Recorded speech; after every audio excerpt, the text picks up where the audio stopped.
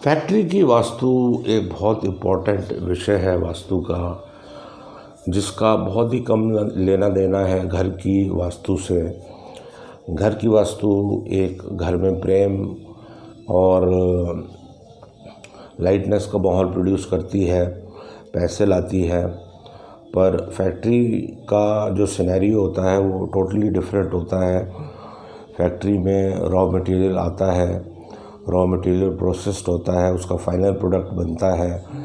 किस तरह का रॉ मटेरियल आता है, किसके लिए रॉ मटेरियल होता है, वो किसके लिए वो फिनिश प्रोडक्ट होता है, ये बहुत सारी चीज़ें डिपेंड करती हैं कि आपने क्या किया है।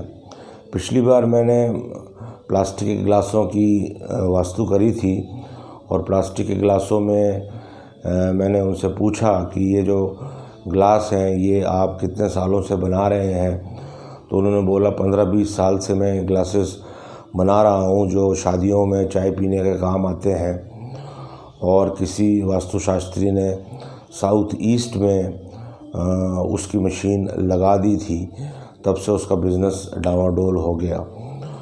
तो मैंने उनसे कहा कि अगर ये प्लास्टिक गिलास रीयूज़ नहीं होते हैं और डिस्पोजेबल प्लास्टिक गिलास हैं, तो इस बिना पर मैंने साउथ वेस्ट में उनके वो मशीन जो है वो ऑर्डर वहाँ पे रीलोकेट करी और रीलोकेट करने के एक हफ़्ते के अंदर उनको 4 गुना ज़्यादा ऑर्डर आया। और उन्होंने फिर हम चाय पीते समय कुछ बात कर रहे थे कि ऐसा कैसे हो सकता है जी, आप ही के कोई महावास्तु वाले आए थे, उन्होंने ऐसा किया था। तो मैंने कहा जी वहाँ पे ट्रेनिंग ये दी जाती है कि फैक्ट्री को साउथ ईस्ट में रखो, कोई बॉयलर है या कोई जनरेटिंग मशीन है, कोई इलेक्ट्रिक मशीन है, तो उसको आप जो है साउथ ईस्ट में रखो। अधिकांश रूप से यही समझाया जाता है, पर एंड प्रोडक्ट के बारे में मालूमात नहीं होते हैं लोगों को।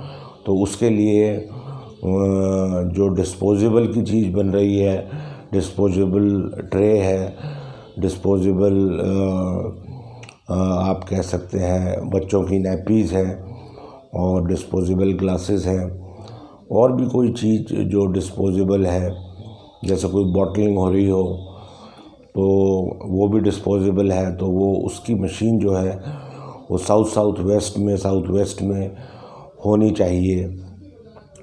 वो उसको कुछ भार नहीं देगी। वो भार वाला जो फंडा है वो मैं उस पर बिलीव नहीं करता हूँ कि भारी है साउथ ईस्ट और साउथ वेस्ट तो अच्छा काम काज चलेगा, ऐसा कुछ नहीं है। भारी और उससे कुछ नहीं होता है। नॉर्थ ईस्ट में आपके पानी का बोरिंग नहीं होना चाहिए, बिल्कुल। नॉर्थ ईस्ट में पानी का बोरिंग जो है वो भी गरीबी लाता है, तो वो भी नहीं होना चाहिए। और साउथ वेस्ट जो है वो उसमें आप कुछ भी कीजिए, भारी हल्का जो भी है करिए, पर उधर जो है आप मशीन लगाएं और मशीन लगा के देखें कि उसका पर्पस क्या है मशीन का। अगर ये तो डिस्पोजेबल है आपके प्रोडक्ट्स, तो डिस्पोजेबल SSW में वो प्रोडक्ट्स जाएंगे। और अगर ये आपके प्रोडक्ट डिस्पोजेबल नहीं है तो साउथ वेस्ट में जाएंगे और साउथ वेस्ट में निकल के NNW में वो डिस्प्ले होंगे आपके शोरूम पे, या आपकी फैक्ट्री में भी NNW में उनको उनका एक गोडाउन बनाइए, तो कस्टमर जो है वो ज़्यादा अट्रैक्ट होंगे और ज़्यादा से ज़्यादा आपको ग्राहक मिलेंगे। तो इसी तरह से फैक्ट्री वास्तु करना जो है वो बहुत ही ट्रिकी चैप्टर है। हाउस वास्तु बहुत आसान होती है, पर फैक्ट्री में डिफरेंट कंपोजिशन परम्यूटेशन निकलते हैं और उनको बड़ी बारीकी से देखना पड़ता है कि कोई चीज़ हल्की सी छेड़ी तो टोटल का टोटल ढांचा ही ना बिगाड़ दे। तो उसमें बड़े ध्यान से हम लोगों को देखना पड़ता है, और इसीलिए फैक्ट्री की वास्तु के रेट्स भी ज़्यादा हैं अगर जब आप मार्केट में पूछें, क्योंकि उसमें मेहनत बहुत लगती है और बंदे की रोजी रोटी का सवाल होता है उसमें।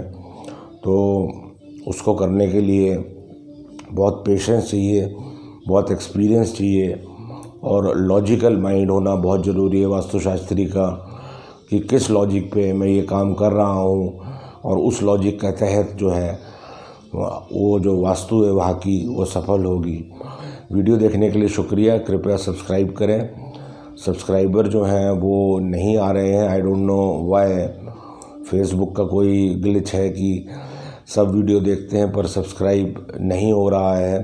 तो सब्सक्राइब, लाइक और शेयर ज़रूर कीजिए मेरे वीडियो को। और फिर मैं मिलता हूँ आपको अगले वीडियो के साथ में। नमस्कार।